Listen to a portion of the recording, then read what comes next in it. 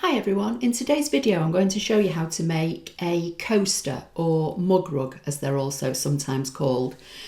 Now this particular one was made with no pattern whatsoever. It's all made from shapes that are in my embroidery machine, and as far as I'm aware any embroidery machine, particularly a Brother embroidery machine, will have these basic shapes, so you'll be able to try it. Now I know that you can get in the hoop free projects for coasters or mug rugs, and I know that you can buy them, but I just thought I'd show you how you can make your own to your own size specifications, because sometimes when you buy them they're specific sizes. You might get, a few different sizes in the pattern, but they're still a specific size. If you know how to make your own, you can make them any size you want, any shape you want as well. Also bear in mind, if you have big hoops, you could make these in a 4x4 hoop, but if you have big hoops, don't just think of them as coasters or mug rugs. You could make them bigger and make them as table mats or dinner mats. So that's what I'm going to show you how to do today, and if you want to know how to do it, keep watching. Okay, so I am going to go into Embroidery Edit. I'm going to choose this frame shape. Now, as I said, as far as I'm aware, any Brother machine has this frame shape. So I'm going to choose that. Now, you may not have as many frames as I've got here on my machine, or you may have more. But from what I've seen, even some of the basic 4x4 only, hoop size machines have these frames. So in mine, I've got all these different shapes here: circles, squares, diamonds, ovals, rectangles, etc. And within each one of these folders, there are more designs. So I'm going to choose the square, and the one that I chose to make the coaster I've just shown you was this first one. But just look for any one with a basic simple outline. You could probably choose this one. I wouldn't go for anything, that's got like fancy edges or decorative edges, because you're going to be turning this inside out if you choose to make it with me. So I'm choosing the first one, and that's going to set the design on my screen. So I'm going to say set, and then I'm going to go into size. The diagrams here show you how you can resize this. So this one with the 4 arrows pointing inwards means you can make this smaller. This one with the arrows going outwards means you can make it bigger on all 4 sides. You can shrink it in on its width or take it out on its height, just whatever, just play around with those options on your machine. So I'm hoping that you can probably see this, but this square that's on my hoop, if you like, now here, is 2.40 inches high by 2.40 inches wide. So when I made the original one, I think I made it about 5 inches. So I'm going to use the box that's got all the arrows going outwards, so that means I can make it bigger. And I'm going to keep pressing it and taking it up until I get to 5 inches or thereabouts. So if I just press it once, it goes up in like 0.5 increments. 4.99 by 4.99, and I think that's what I used. So that's fine, that's the size I want, so I'm going to say close. Now this little box here that's got 2 like squares together is the duplicate box. So I'm going to click that, and that's going to put a duplicate of that design. Okay, so I want to go to embroidery, and I want to center both of these squares just to my hoop, just to make it easier. So one of them selected, I'm going to hit center, so they've both jumped. So now I'm going to go to return. I can see the one on the top is selected because that's outlined in red. So I'm going to hit the center button, and then I'm going to use the select icon at the bottom of my screen to select the other square. Now I can see that one's selected because it's got a red box around it, and I'm going to center that. So they're now both on top of each other. So I've got two squares directly on top of each other. I'm going to go into the color icon here, and at the moment you can see that they're both showing as black thread, but I want my machine to stop when it's stitched the first square so that I can lay some fabric down. So they need to be different colors. So it doesn't matter what color you choose. I'm going to choose pink. So one of them is now pink and one of them is black. So I'm going to say close. So I've got two squares directly on top of each other that are the same size, that are just showing on the screen as different colours. Now I want to add my initial. So I'm going to go to add, then I'm going to go into my monograms, and this gives me an upper and lower case. I want the lower case, so I'm going to keep pressing the downward arrow until I get to the end of the big alphabet, and then it brings the same letters on but smaller. So I'm going to scroll down until I get to the letter M, and again that puts it directly in the middle of the screen. So I'm going to click set, and I'm going to resize this. So I'm going to hit the size button, and I'm going to do exactly the same. I'm going to use the make it bigger in all directions until it's as big as I can fit it on here. So I'm going to just keep clicking that, and it's stopped. Again, that should be in the center of the hoop, but if I press the little dot, it tells me that it is. So I've got two squares and an initial, and then I want one more square. So I'm going to close that. I'm going to go to add. I'm going to go back into my frames, choose the square, choose the same one that I had, set it on the mat. I'm going to go to size, make it bigger using that same icon that I used before. I can see the size here altering. It's at 4.75 at the moment. So I'm going to take it up until it's 4.99, the same as the others. There it is. And I'm going to hit center to put it in the center of the mat and close. Now I'm going to use, I need to change its color. So I'm going to go back to the color wheel, and I'm going to make it green and close. So now if you keep looking at the top here, this is going to show what's selected. So I want to make sure that I've got three squares that are all the same size, that are three different colors, and I know I've got my monogram because I can see it. So I'm going to scroll through the steps. So I'm going to go to embroidery, and that should set it all on my mat. So now I'm going to go into the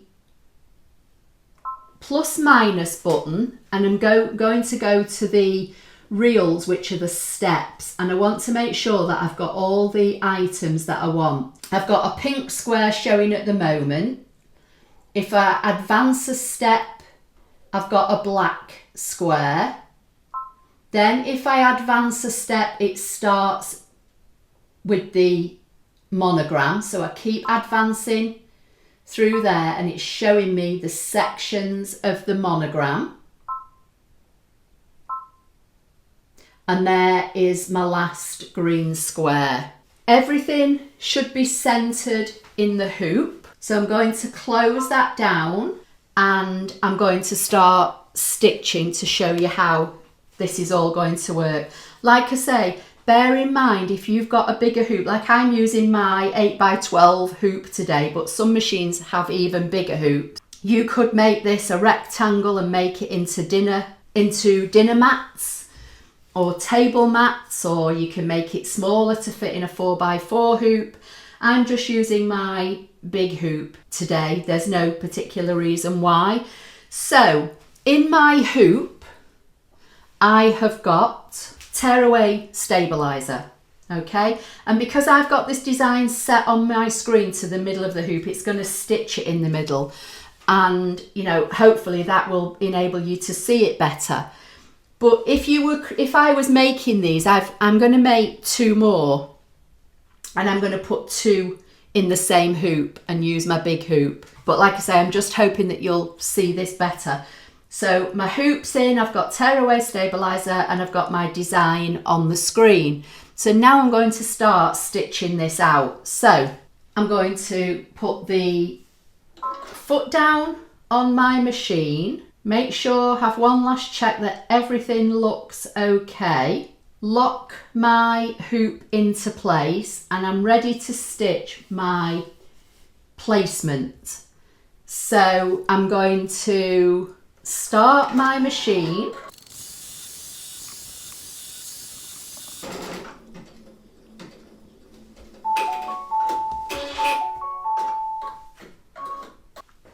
So because of the stitch I chose, it goes round 3 times. Okay, so that's my placement stitch. So I'm going to get my piece of fabric and I'm going to put it face up over the placement stitch. Now I've cut my fabric, I think this is about 6 by 6.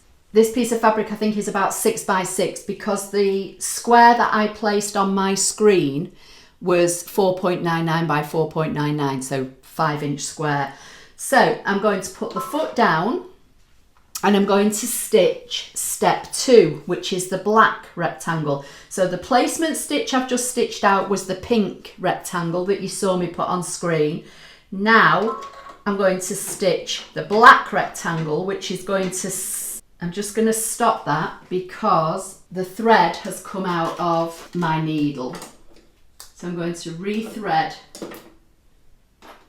the machine, and this machine just threads itself. You just press a button and it does it for you.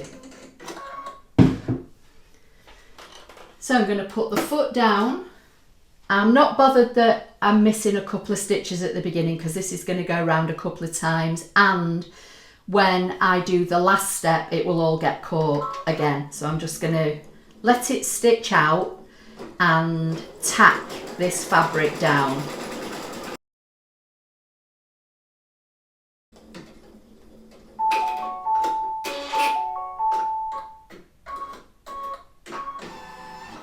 Okay, so that's step 2, and because I chose a stitch that stitches 3 times, that's why it's gone round that many times. If you choose a frame that just goes round once, it will just go round once. It doesn't matter because, you know, you're going to be going round it again when the back gets put on it, and it'll all get stitched together. And if you're unsure and yours only goes round once, just repeat that previous step. So now I'm going to stitch the monogram. So the first bit that's going to stitch is the actual letter M itself. So I'm going to change my thread now. So I'm going to cut it at the top and pull it out at the bottom and take off my white thread. And I'm going to stitch this in a dark blue. So I'm just going to thread up the machine again, put the foot down and let it stitch the letter. Now I might fast forward through this bit while I'm changing colours because I think there's about 4 colour changes, but I'll come back when I get to the next part of putting the backing fabric on.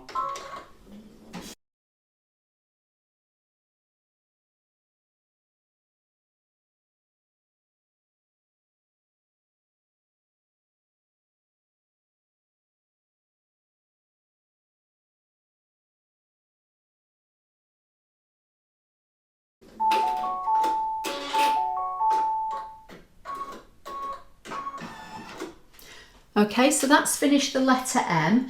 Now the thread came out of the needle when it had cut the jump stitch here at the end of this middle section, and it was going to start this side of the M. The thread came out, so I just had to rethread the machine. So now it's showing me on screen the next step, and I'm going to stitch that in a kind of orangey colour. So I'm just going to rethread the machine.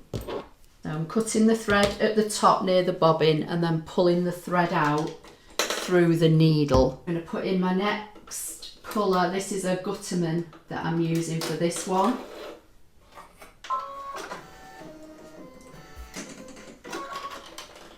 Put the foot down and go.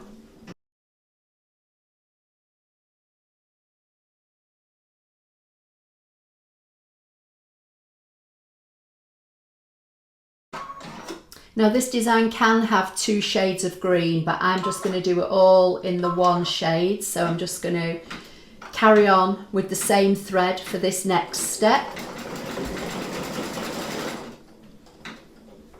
Because it literally is just a couple of stitches like that. And now we're on to the last step.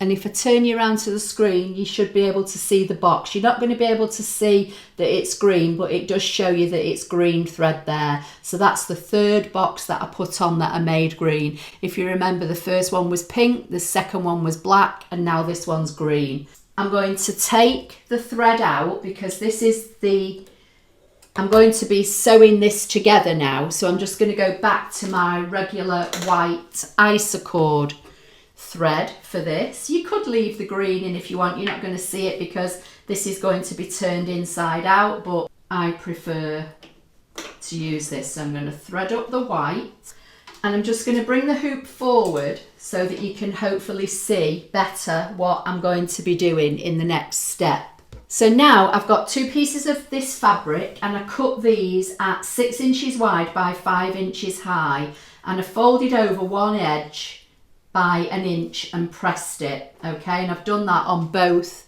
pieces. So now I'm going to put these over the patterned one. I'm going to put this one down first actually. So the fold goes into the middle and you just want to make sure that you're covering this first, line of tack down stitches that I showed you how to do. And then I'm going to bring my other one in and I'm going to put this one over. And they're both right side to right side, okay? So this is like when you make an envelope cushion and you want them to overlap. Now this doesn't have to line up with your bottom fabric so long as that you're covering your placement stitch, because obviously you want it to overlap to give you the envelope effect. So I can bring this bottom one up a bit more. So just to recap, these are both right side to right side and the fold line is in the middle. So all these are raw edges, okay? Now you could take this down if you want to. I know where the stitch line is here, so I can put a little bit of masking tape over the edges, and that might hopefully stop the foot from getting stuck in the fabric.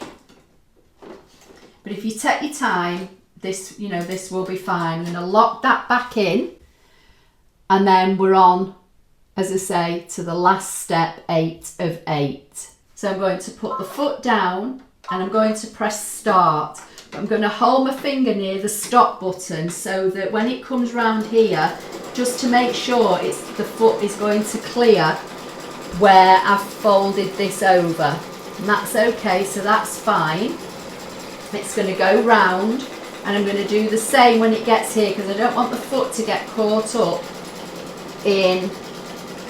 See, that's gone over. Now once it's gone over once, it will be fine to go round to finish it off. If you've chosen a stitch that only goes round once, just repeat your last stitch to give it a little bit of extra, security.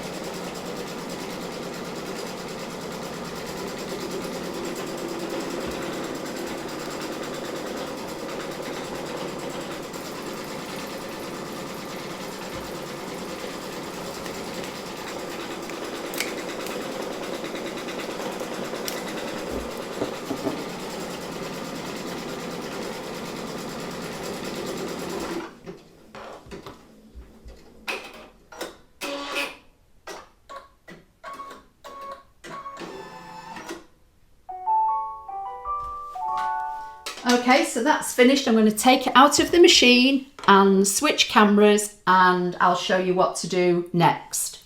Okay, so I'm going to remove the masking tape.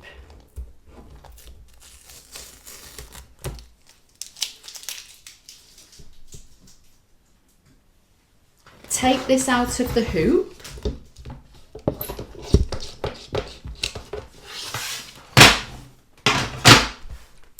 And this is tear away.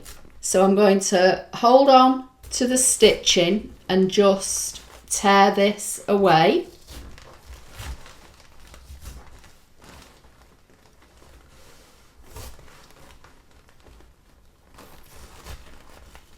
You could cut it away if you want to, because I am going to trim the edges, but I find it easier sometimes to just take the backing away. So I'm holding on to the stitches while I'm pulling this out. And I've got a video where I showed you how to keep all these big pieces and sew them together. So I'm not going to throw those away. What I am going to do is just cut that little bit off there and that bit off there and throw that away, but these I'll keep and I'll sew them together, and then I can, you know, use this again, or I could keep these as they are and use them in my 4x4 hoops. So don't throw all your stabilizer away. Right, I'm going to bring in my pinking shears to do this, and you can see now where the stitching is. I find it easier actually, I think, to do it on this side where the pattern is. I'm going to trim all around the edge close to the stitching but not on it, okay? And you choose whichever side you find easier. You could do this with a ruler and a rotary blade, it's entirely up to you. You just want to get rid of the bulk really, that's all you're doing. If you want to pull your stabilizer out, you can do. I'm also just going to clip the corners ever so slightly without, you know, touching that stitching. And now you're just going to turn it right side out. I left this one I left the stabilizer in. I mean, it's a coaster at the end of the day. It's fabric, it can be washed. So the stabilizer, you know, will break down eventually anyway. So there's no real need to pull it out. It's entirely up to you. When I did the first step and then I laid this fabric down, and you could add some batting or wadding if you want to at that point. Once you've done your first placement stitch, you could put batting down and put the top fabric over it and stitch it all down in that second step.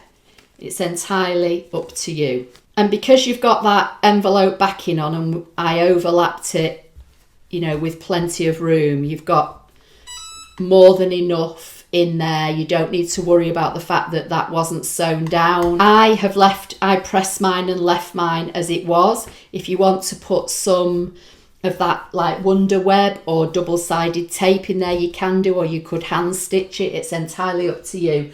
I'm just trying to find a smaller embossing tool just to poke out those corners.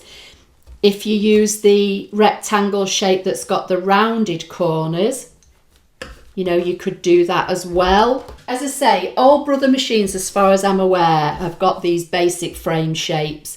So you can make your own in the hoop projects like this, nice and simple. And these are great for like stocking fillers for Christmas and that kind of thing. So this one's mine.